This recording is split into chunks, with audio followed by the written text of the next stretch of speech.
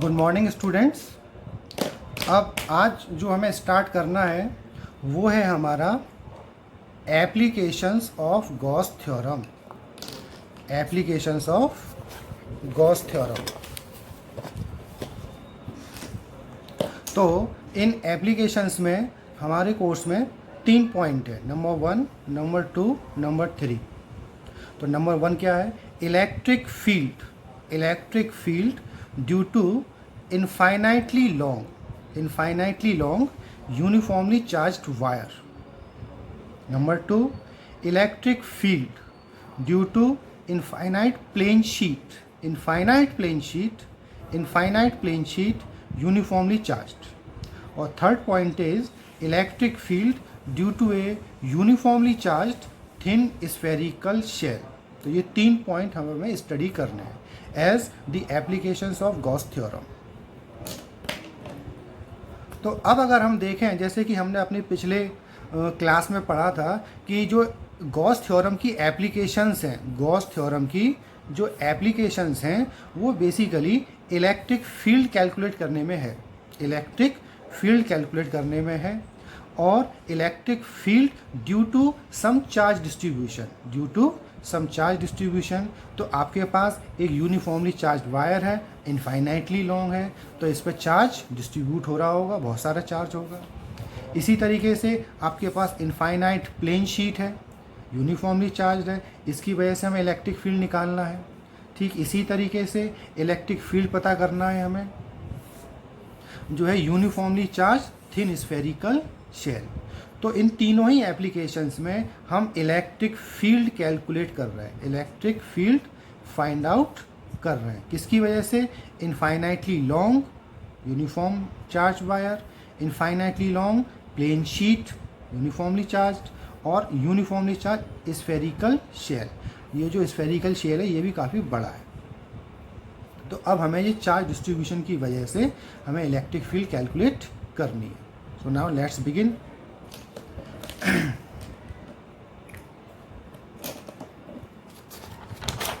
तो आपका जो सबसे पहला पॉइंट है वो क्या है हमारा? We have a wire which is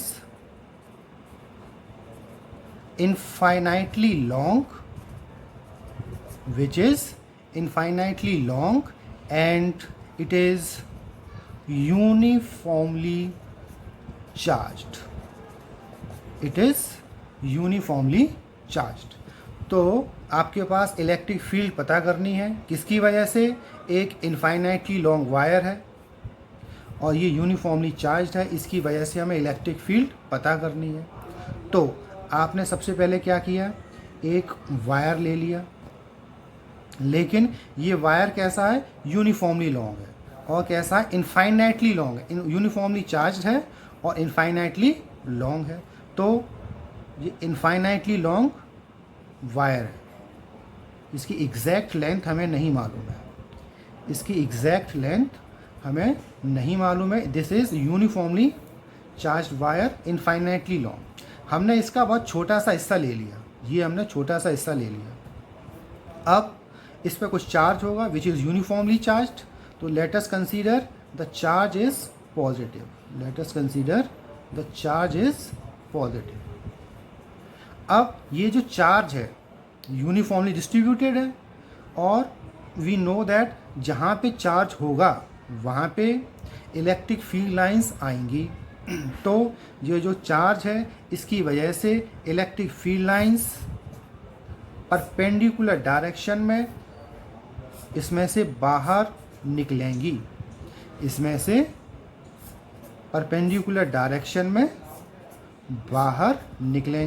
So these are the electric field lines, those are coming out from this charge।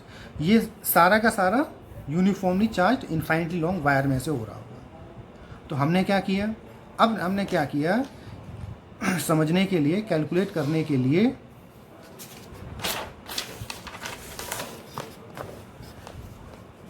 कि एक वायर लिया, छोटा सा पार्ट, ये इनफाइनाइटली लॉन्ग है, ये कैसा चार्ज है?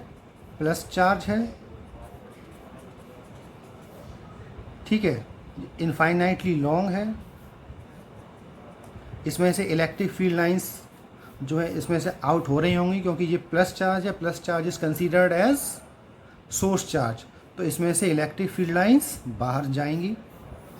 अभी हमने पिछले फिगर में देखा। तो सपोज़ करिए मुझे यहाँ पर एट पॉइंट P पर मुझे इलेक्ट्रिक फील्ड पता करनी है कि एट पॉइंट P पर इलेक्ट्रिक फील्ड क्या है, और ये जो इलेक्ट्रिक पॉइंट P है मेरा which is at R distance away from this wire. तो इस यूनिफॉर्मली वायर से R डिस्टेंस पर एक पॉइंट P है, इस पॉइंट P पर इलेक्ट्रिक फील्ड पता करनी है। तो क्या करें? तो गॉस थ्योरम तभी अप्लाई कर सकते हैं जब हमारे पास चार्ज का कलेक्शन होगा। तो चार्ज कलेक्शन हमने मान लिया क्योंकि ये यूनिफॉर्मली चार्ज है, इस पर चार्ज है, इनफाइनाइटली लॉन्ग है, ठीक है, ये चार्ज आ गया। अब हमें क्या चाहिए? हमें एक बाउंड सरफेस चाहिए, क्लोज्ड सरफेस चाहिए। तो now we need closed surface to apply Gauss theorem. ये जो क्लोज सरफेस होगा इसको हम टेक्निकली कहेंगे Gaussian surface. This is called Gaussian surface. तो जो क्लोज सरफेस हम लेंगे वो क्या कहलाएगा? टेक्निकली गॉसियन सरफेस कहलाएगा। लेकिन इस गॉसियन सरफेस को लेने के लिए जो सबसे इम्पॉर्टेंट है वो है symmetry. It should be symmetrical, it should be symmetrical according to the charge distribution. तो ये जो अगर हम इस चार्ज डिस्ट्रीब्यूशन को देखें, this is like a cylindrical wire, this is like a cylindrical wire. तो जो हमारा गॉसियन सरफेस होगा इस केस में वो कैसा होना चाहिए? Cylindrical in nature. इस वजह से हमने यहाँ पर एक सिलेंडर ड्रॉ कर लिया। जितनी डिस्टेंस r है उतनी ही डिस्टेंस पर हम लोगों ने एक सिलिंड्रिकल नेचर ड्रॉ कर लिया और इसकी लेंथ हमने मान ली L। This is the length L।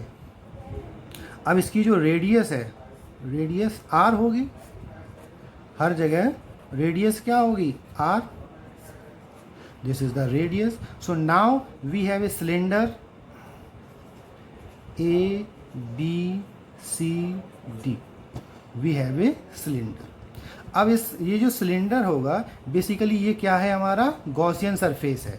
और गॉसियन सरफेस कैसा है? क्लोज सरफेस है, जो कि कैसा है? इमेजनरी सरफेस है, हमने अज्यूम्ड किया है, रियल लाइफ में ये नहीं है। तो इसमें से अब क्योंकि ये सरफेस आ गया, इलेक्ट्रिक फील्ड लाइंस बाहर निकलेंगी। तो जैसे यहाँ पे इस पॉइंट को लिया तो इलेक्ट्रिक फील्ड लाइंस की डायरेक्शन क्या होगी? ये होगी। और इस सरफेस पर, ये जो सरफेस है हमारा, तो इसके सरफेस पर जो एरिया वेक्टर ड्रॉ करेंगे उसकी डायरेक्शन क्या होगी? यही होगी। This is the direction of area vector and this is the direction of electric field. अब मैं इस सरफेस को लूँ, ये डीसी वाला सरफेस जो कि टॉप सरफेस है, ये देखने में कैसा होगा? स्फेरिकल होगा। ये देखने में कैसा होगा? स्फेरिकल होगा।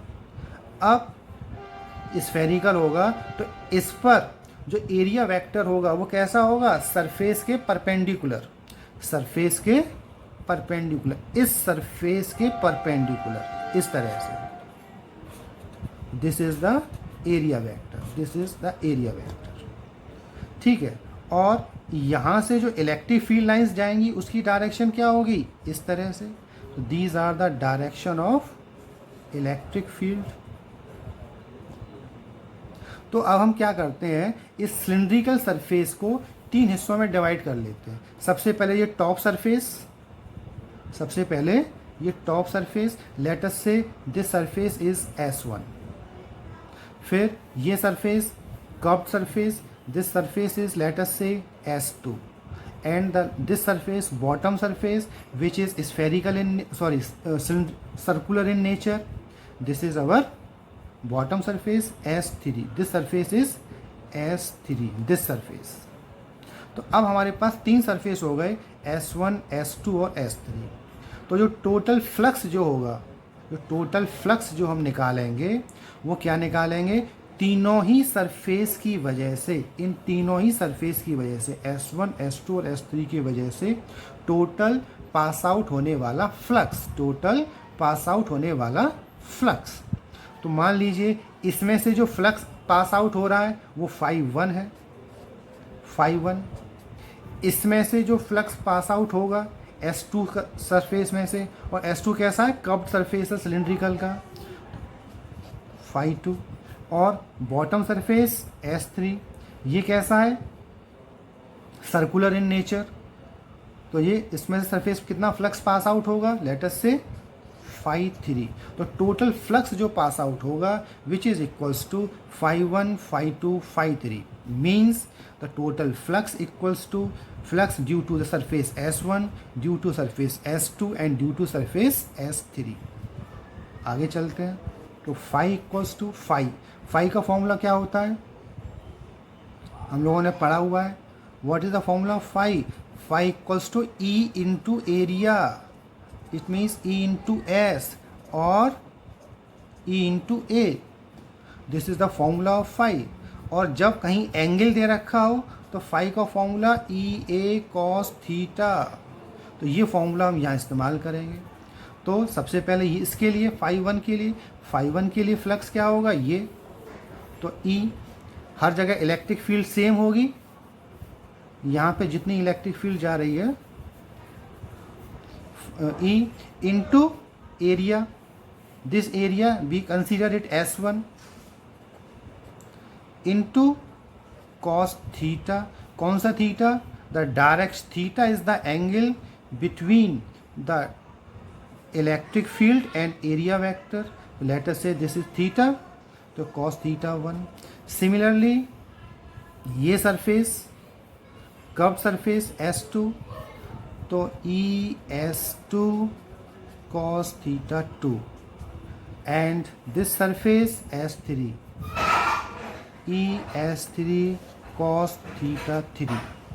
अब तो ES1 cos थीटा 1, थीटा 1 का मतलब थीटा 1 जो एंगल होगा वो कहाँ पर होगा, पहला सरफेस, क्योंकि S1 है तो जो पहला सरफेस है ये वाला, और इस पर, इस सरफेस पर अगर हम नॉर्मल ड्रॉ करें तो एरिया वेक्टर ड्रॉ करें तो उसकी डायरेक्शन ये होगी परपेंडिकुलर, और यहाँ पे इलेक्ट्रिक फील्ड की डायरेक्शन ये है।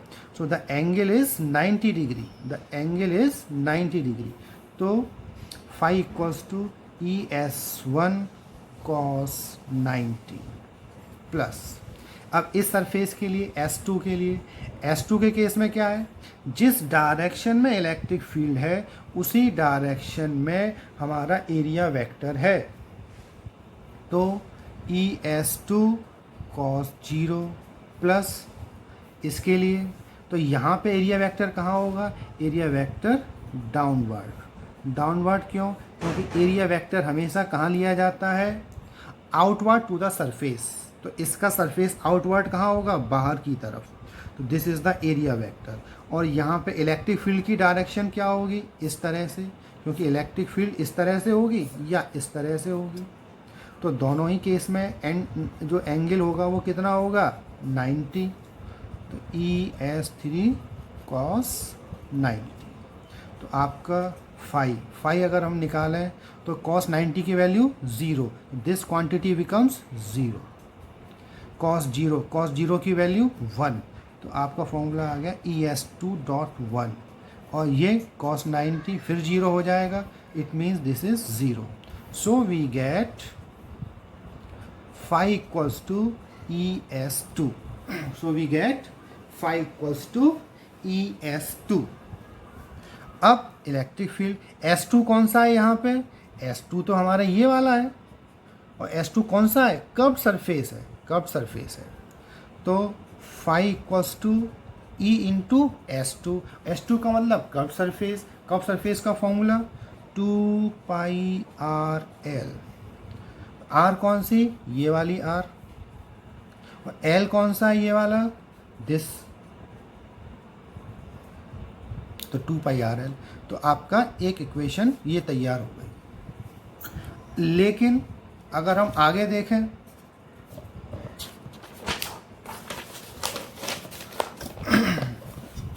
अगर हम आगे देखें, according to Gauss theorem, according to Gauss theorem,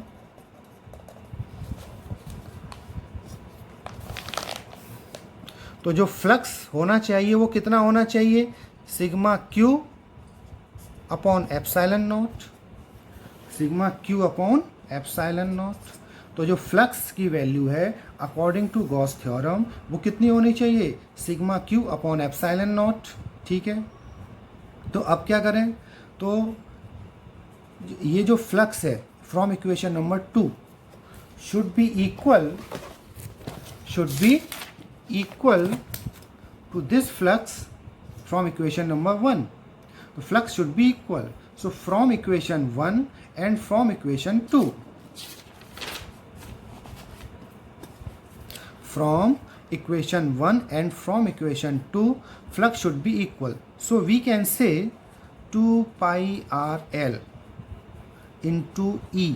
This is come from equation 1, which is equals to sigma Q upon epsilon not. ये आ गया। लेकिन अब हमें सिग्मा क्यू चाहिए, लेकिन हमारे पास सिग्मा क्यू तो अवेलेबल है नहीं। क्यों?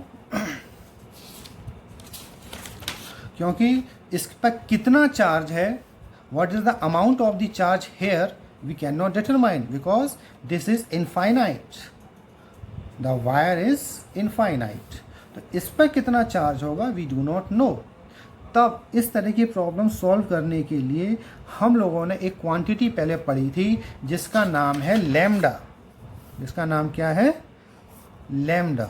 What is lambda? Lambda is called linear charge density. So lambda is charge per unit length और charge per unit length, simply charge per unit length. So from here we can find Q. तो Q can be given from this equation, Q equals to lambda into L। तो Q equals to lambda into L। What is lambda? Lambda is linear charge density. तो यहाँ पे ये जो हमारा Q है इसकी जगह पर लैम्डा L पुट कर सकते हैं।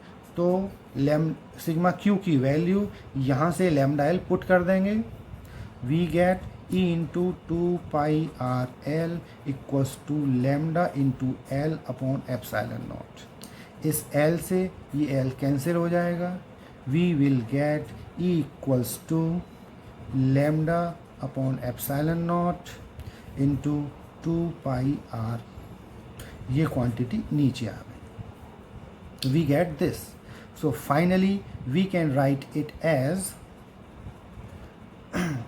lambda upon 2 pi epsilon naught dot r.